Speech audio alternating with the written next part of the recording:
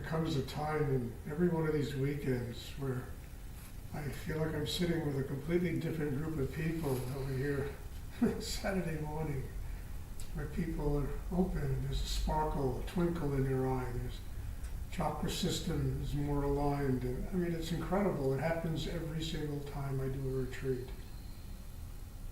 And I think it's a wonderful thing. Now, the hard part about all this is people have to sustain it. You know, we go back into the world, we go there, and life, kind of that big yawn of life seems to take over. But the real work is sustaining that openness. Because you come to a retreat like this, you're going to get that openness. Then you have to sustain it. Which means dealing with the pressures, being set, all the things I talked about all weekend. You know, and not forgetting, you know, the purpose of your life, the inner work, the connection with God, the spiritual. And coming to class, you know, being connected. You know, a car can't run without gas, you know? And human beings run their lives without gas. They run their lives without spirit. They run their lives on tension, on the mind, on ego, and it's why there's so much, you know, craziness in the world.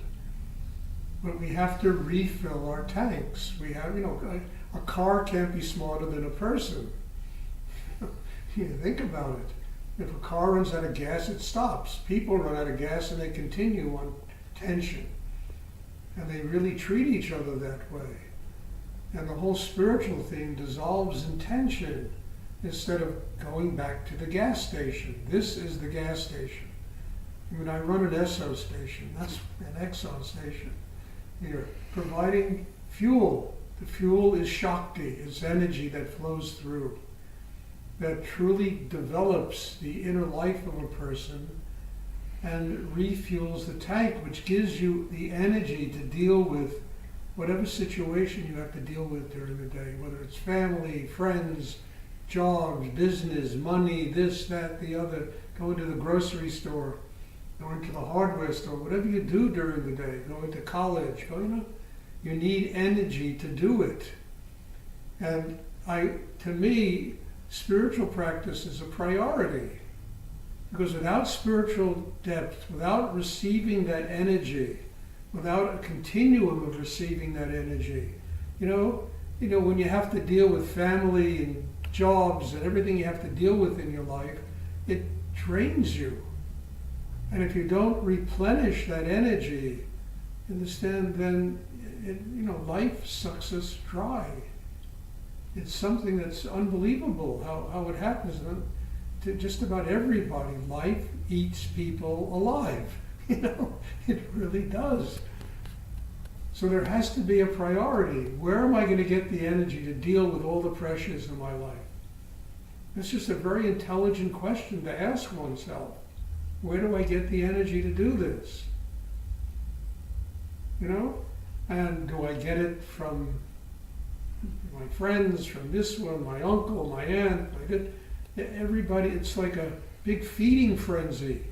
I mean, Rudy called his book Spiritual Cannibalism. It's like a feeding frenzy where everybody on this planet is living off of everybody else's energy.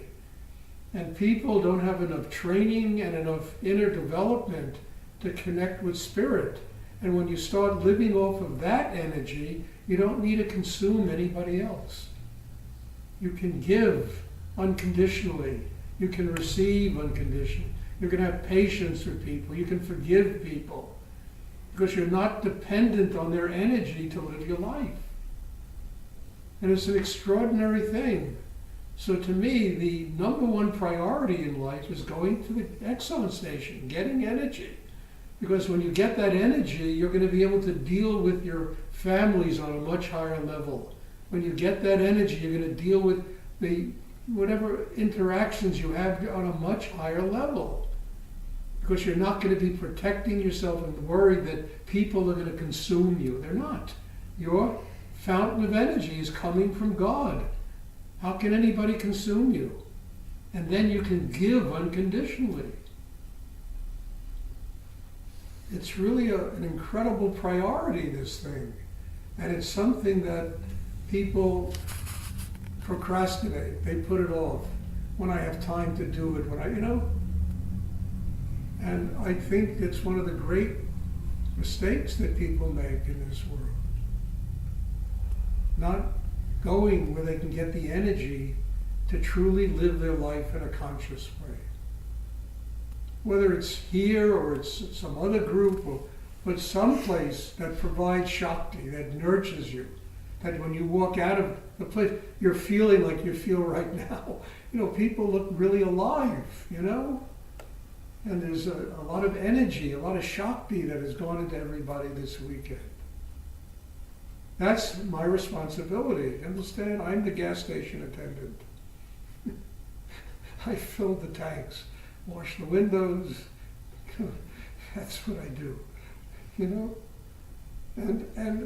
I love to do it because I'd rather sit with everybody looking like this and walking into a room as, oh my God, here we go from the beginning. We got to start from the bottom now and get everyone lifted up again.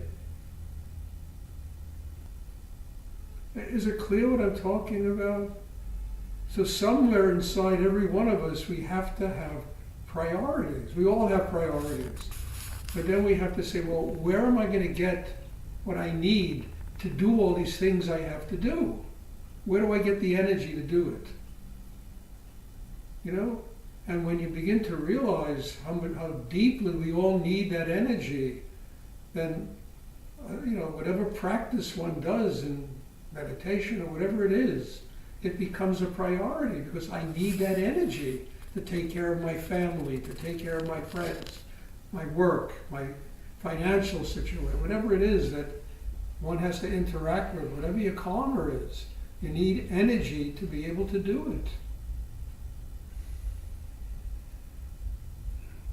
I hope it's clear what I'm talking about. I'm trying to get to something because I think human beings are masters at procrastination. They're masters at it. They put everything off. And there's always a reason. I got this, I got that. And I've learned in my life, I have to go to the gas pump because I'm not going to be able to do anything else. And whatever else I have, I'll do it an hour later. I will sit down and do my inner work. I will do it. I always tell you these stories I had when I used to run my art business, and it was incredible. I used to have very expensive art that I sold to very wealthy people that were major collectors in museums and stuff like that. And somebody would call me up and say, I want to come by at 7 o'clock in order to look at a statue that might be worth $50,000. And I said, I can't do it. Why? I said, I have to teach a meditation class at 7 o'clock. Well, then we would talk, can we come by at 8, 8:30? In 30 years of running that, I never lost a client because I had to go to that meditation class. Not one. In fact, some of them would come and tell me about your meditation. What do you do? I'm interested in learning about that. So I learned profoundly, even with my family. I said, look, between this and this, don't call me, not interested. Whatever it is, it can wait till 8:30. I have a meditation class to go to. And people begin to respect that if we really say how essential this is for my life. And then we begin to develop a kind of priority that is really important. And then we get the energy to be able to deal with everything else. Because for God's sake, you go into your family, there's going to be so much stuff. And most people in our families have no spiritual training, and they're looking for energy. They're looking to consume it. And where do they go? They go to each and every one of us to get it. We got to be really strong to deal with family. You got to be really strong to deal with business and money without allowing it to suck your life out of you. You also have to have a very good sense of humor to deal with any of these things. And I really mean that. You have to be able to laugh at yourself and not take anything from people so seriously, you know? Does anyone have a question they would like to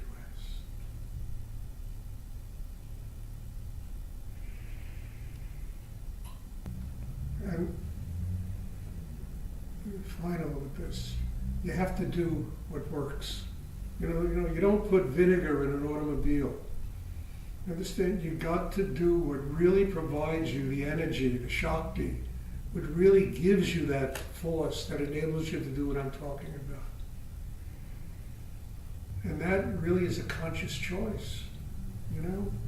And once again, what I do has nothing to do with religion. In fact, if you have a spiritual life, there's no more religion, you know? You don't need all the rules and regulations and dogma and how to live and what to believe in and all that nonsense. God's everywhere.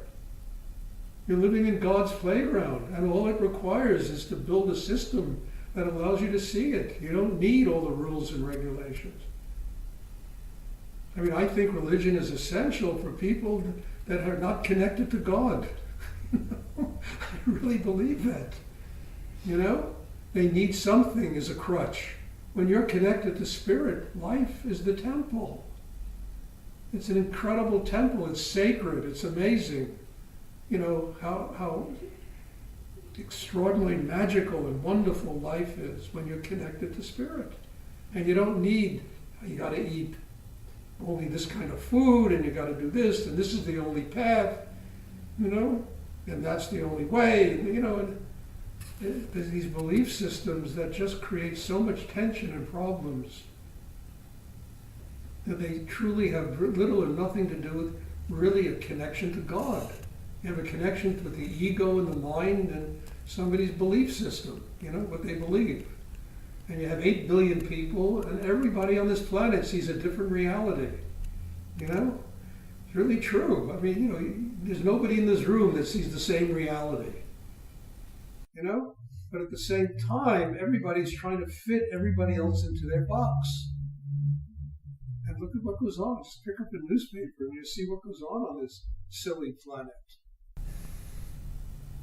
Terrorism, this, and, you know, anti-this and anti-that, and we're going to build walls, and we're going to... It's unbelievable what goes on here, you know? But it's all in here. There's nothing to do with spirit.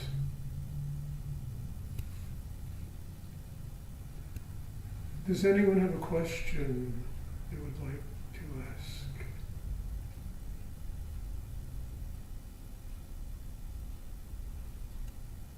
I mean, my teacher, Rudy, was the most spiritual person I ever met in my life. He was also the most sacrilegious person I ever met in my life.